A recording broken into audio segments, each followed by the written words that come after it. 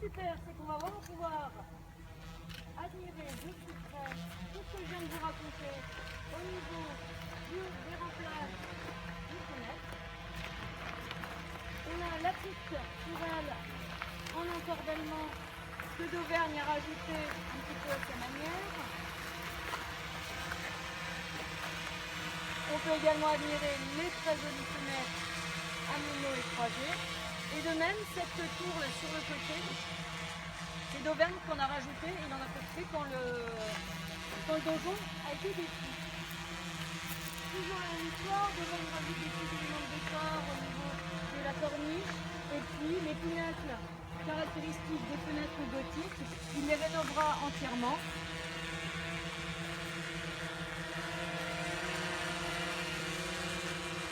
Donc là, on est vraiment sur les toits.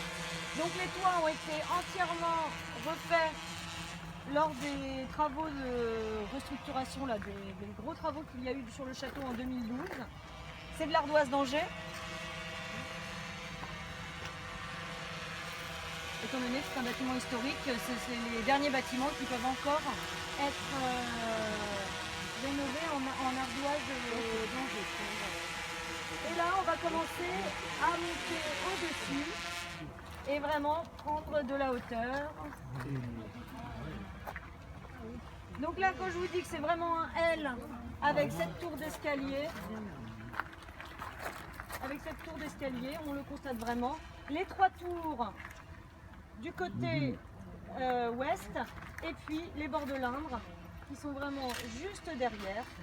Là, on le voit véritablement. On est vraiment sur un promontoire rocher qui domine la vallée de l'Indre.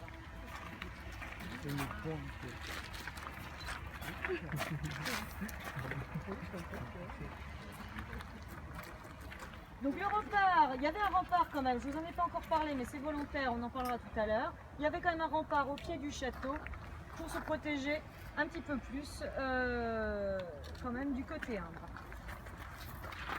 Alors on va regarder un petit peu ce qui se passe juste en face. Là on est sur ce qu'on appelle la prairie Saint-Gildas. Je retrouve toujours nos trois tours de défense. On imagine bien qu'on avait le donjon ici à Collet et cette résidence préfectorale construite donc dans ce style néoclassique dans les années 1830.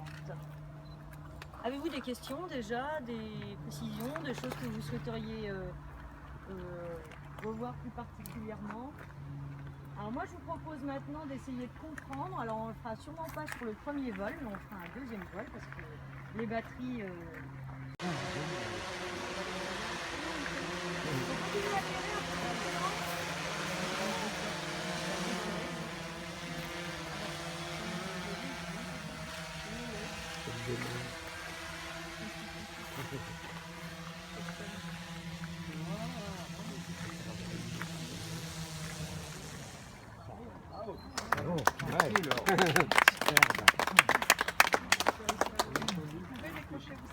Votre première impression sur la visite du drone du château? Écoutez, vraiment c'est très surprenant, intéressant. C'est un point de vue qu'on n'a jamais. On est un peu comme un oiseau, une libellule. Et d'un coup, ça nous permet d'avoir accès à une vue de Châteauroux inédite, quoi. Enfin voilà, moi j'ai été bluffée en fait par cette proposition de drone. Nous on est venu d'assez loin en fait, on est venu du Blanc pour ça. Et donc du coup on est vraiment content. Voilà. Alors on sort de la première visite drone, quelle est votre première impression? Original. J'avais jamais vu de drone déjà, on en parle beaucoup, j'en ai jamais vu de près et ça permet vraiment de bien situer le monument dans son environnement au niveau de la ville. C'était intéressant. Bon, prête à recommencer?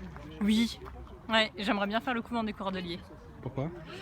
Je trouve que c'est un beau bâtiment et ça doit mériter le coup d'œil vu par drone. Ouais.